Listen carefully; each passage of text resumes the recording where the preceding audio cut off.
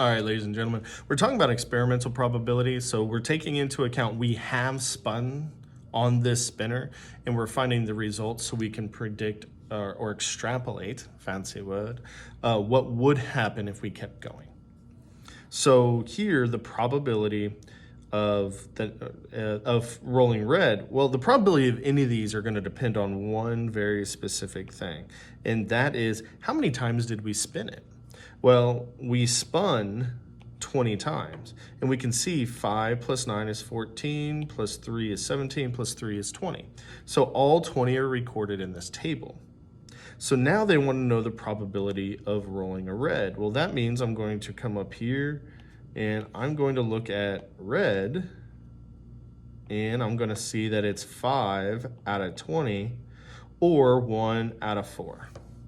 Now I'm going to go ahead and leave it as 1 out of 4 because I know that's 25%. 1 out of 4, 0.25. It's all the same thing. Here we're going to be looking at blue. Why? It's just the next one I went to. The order doesn't really matter. It's not changing anything. So here I spun blue 3 times, and that's out of 20. Well, I'm done. There's nothing to simplify there. It was spun 3 out of 20, and those don't share a factor, so I'm done. Awesome. Let's move on.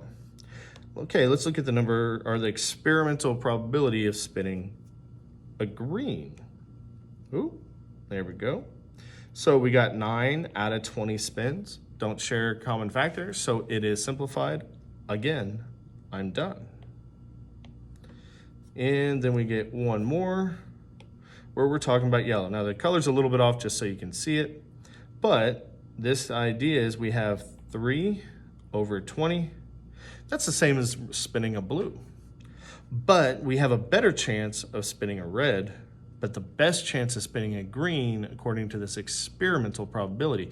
Now, you should have a 1 in 4 chance because there's 4 colors.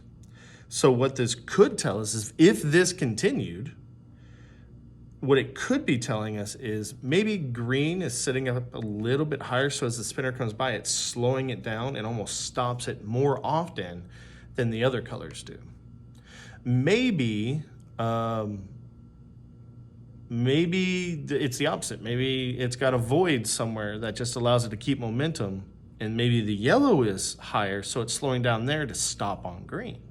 In other words, maybe all things aren't fair if this continues.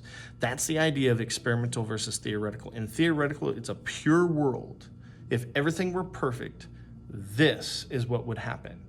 And experiments help show the flaws. Like why aren't they matching? Why aren't they the same? Why didn't they come out as predicted?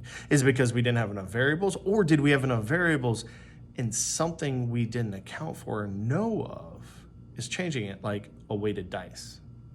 Or on a spinner, it's scraping somewhere, causing it to slow down when it shouldn't, or more than it should.